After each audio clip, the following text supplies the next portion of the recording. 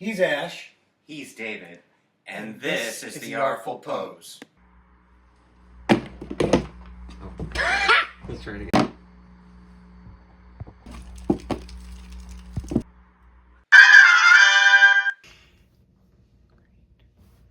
Hey everybody, this is Ash from The Artful Pose, and today I'm going to be doing something a little different.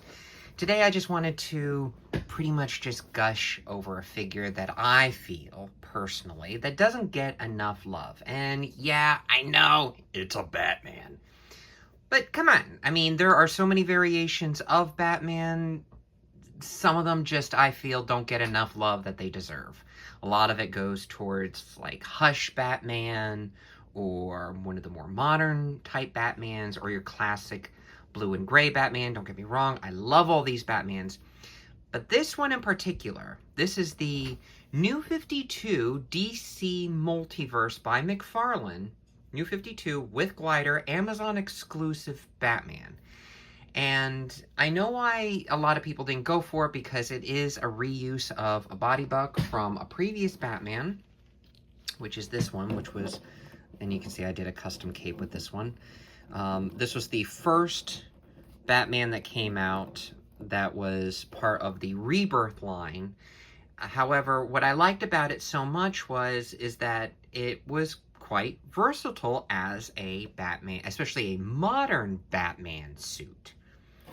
So I was very thrilled with that one. Now, I did do the cloth cape with this one because, well, I'm not a big fan of just straight down vanilla type plastic capes. That's just me. That's an Ash preference. I actually like the fabric, because then you can get some posing done. You can get some more dynamic poses on your shelf. So if you had fabric, you can, do the whole Bela Lugosi cover-up thing. If I had a wire in it, he could do it, which is why I'm very happy that McFarlane later on actually did do wire capes, which is awesome. So anyway, I loved the sculpt work because the limbs are decently proportioned. Now let's get this one out of here. Let's go to the one that I'm gushing about, and that's the New 52 version. And why I feel this doesn't get enough love is because I think it's the price point why people didn't go for it. I think it's the price point because he's about $50. And most would say, I'm not paying that much for a McFarlane Batman. There's a whole bunch of those. I can pick any one. Which is true. They're all valid statements. The reason it's that much is because he comes with this huge city display, which I still have. And he comes with the Bat Glider. And you can pose him with that, and he can hold on, especially if you have two of the hands. I switched out one of the hands, so if you notice, if you're observant, I did switch out one of the hands for a fist, because, well, Batman usually punches, he doesn't slap anybody. However, you have the two open hands, he can hold both of the handles. And what I like that they did was, despite the $50 price point, which, if you watch Amazon often, he does go on sale. He can drop about 10 bucks. That's what I did. I waited. He went on sale, dropped, it was like a Black Friday sale or one of those holiday type sales. And I nabbed him, and I absolutely loved it. It's one of the few Batman figures I had no need to augment, other than maybe work on a couple of stiff joints other than here, which to me, that's kind of a given. At sometimes you have to do some quality control on your end because the plastic gets stiff when it's in the package. I totally understand that. So what I loved about it so much was, just like what I showed you in the Rebirth body buck, it's the same thing, and all they had to do was switch out the head. So you have that classic Capullo, the Court of Owls Batman head, which this is taken from New 52, the Court of Owls storyline. I love how simple the bat symbol is. It is painted. It's not raised, which is totally fine by me. I do like that. I like both.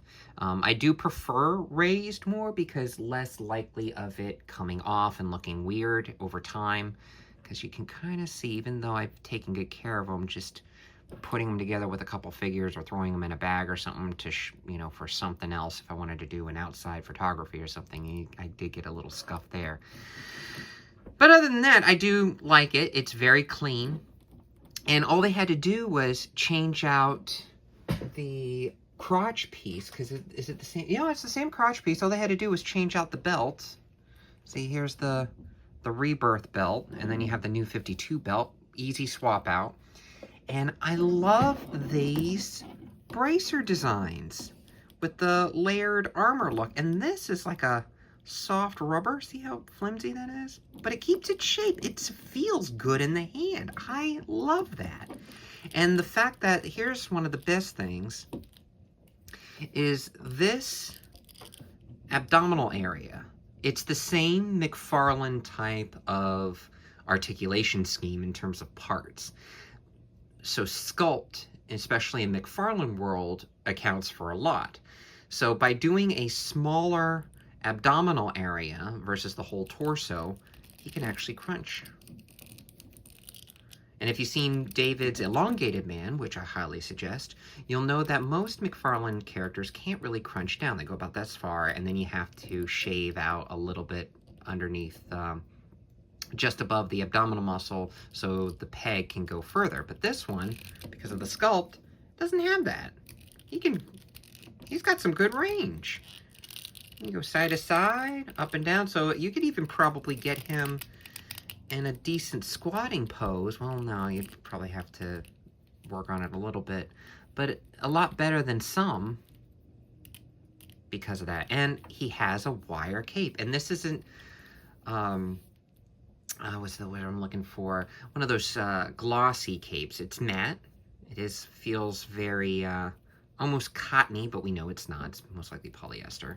But it's a softer, like t-shirt material. And it's got the wire in it, so if you want to do the whole without the glider and you want to do the cape gliding like you see in the Batman Arkham games, you can do that. I do wish that the wire came out a little more so you can actually, if you can, I mean, you have to work on it to actually do the whole flying thing. But still, it works. And it's designed that way. What I love about the wire is that there's a loop right here, and you can, sorry, I have a lot of cats. You can feed the cape in, like so, and then bend it a little bit. And of course, with the open hand, you can hold it. If I can get his hand into it.